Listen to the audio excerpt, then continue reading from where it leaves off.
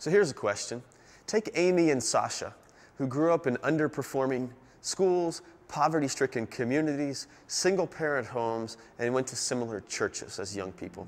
But by age 20, Amy has 2 small kids and 2 jobs trying to make ends meet, while Sasha, on the other hand, is a sophomore in college with a 3.8 GPA, studying to become a music teacher. With so many similarities early on in their life, what made this big difference?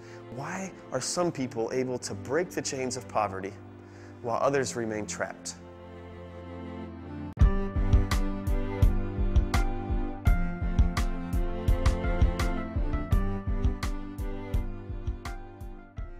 So maybe it's the lack of a critical positive relationship. Well, around World War II, as fatherless homes were on the rise in America, 2 things happened. Mentoring programs began to pop up, and the church began to hire youth pastors. But there's a problem here. While the research that supports mentoring shows better grades, better matriculation to college, and lower violence, it also shows that it takes 12 months to achieve those effects in the life of a young person. The problem is that the average mentoring relationship only lasts 6 months. This results in guilt for the mentor and pain for the student. So if it's not the singular relationship we're looking for, what is it that helps one person break the cycle of poverty while another remains trapped? Maybe it's skill.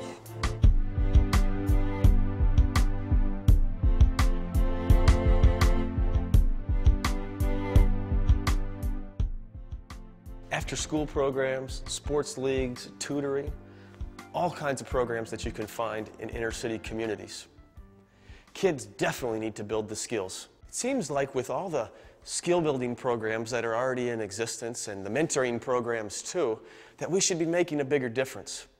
What if there's something more? What if when a kid came into a program, he didn't just get a single youth pastor or mentor relationship? What if he got a baseball coach and a football coach and a basketball coach and a tutor on Tuesday and Wednesday and another one on Thursday and a Bible study leader and an art class teacher? What if they had that much of a network of support?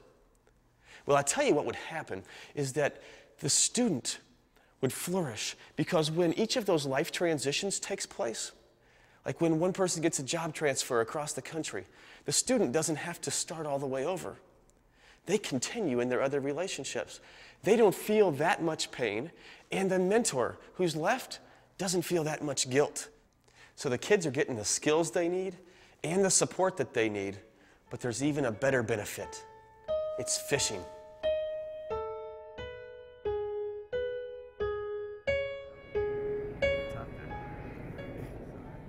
When I was 5, my dad took me out to teach me how to fish, and I learned how to cast and reel to the point where I got really good at it. And before long, I looked around, and not only had I spent some good time with my dad and I learned this skill, but I had a big problem on my hands. The problem was that I wasn't catching any fish. The reason I wasn't catching any fish was because my dad had taught me how to fish in the driveway of my house. Now, it wasn't until a short time later that my dad and my grandfather woke me up at 4 in the morning and put me in the car for 2 hours and took me to a lake where I began to cast and reel in a place where there were actually fish. And I can even remember getting the first fish on the line and how it was so much different than casting and reeling in the driveway for me. Well, you could imagine how cool it was to see the skill connect to the opportunity of fishing. You can imagine how frustrating I might have been or disinterested I might have become had I never had the chance to actually go to the lake. Sometimes for people in our neighborhood, they feel that same way. Why would I continue to build all these skills in these programs if I'm never going to have access to the lake where I can use them?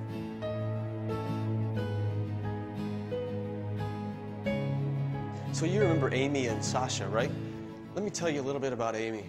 Around age 12, she began to become more disinterested in her academics, and she began to become more socially isolated from adults in her life. Ahead of her is a steep climb to get her family out of poverty. So let me tell you about Sasha. Around the same age, around age 12, she began to not only develop as a musician and a student, but she also began to surround herself with a network of caring Christian adults. One of them had a friend who had a friend who was an assistant principal at a very prestigious high school. And it's through this connection that the academic opportunity of that school and the skills that Sasha had built were able to be merged. In fact, a few years later, she graduated from high school as the Music Student of the Year and was on in college on scholarship with a 3.8 GPA, studying music to become a teacher back in our community in a few years. So what is it again? What is it that allows one person to break the chains of poverty and another person to remain trapped? A person like Amy with her 2 small children and having to work 2 jobs to try to make ends meet and doing it all alone in many ways. And the difference with Sasha, with her network of support. Well, in this case, the difference for her was through that school principal who allowed her to stop fishing in her driveway and to start fishing at the lake. And sometimes that's all it takes. It's just that one line, that one connection that can open up a world of opportunity.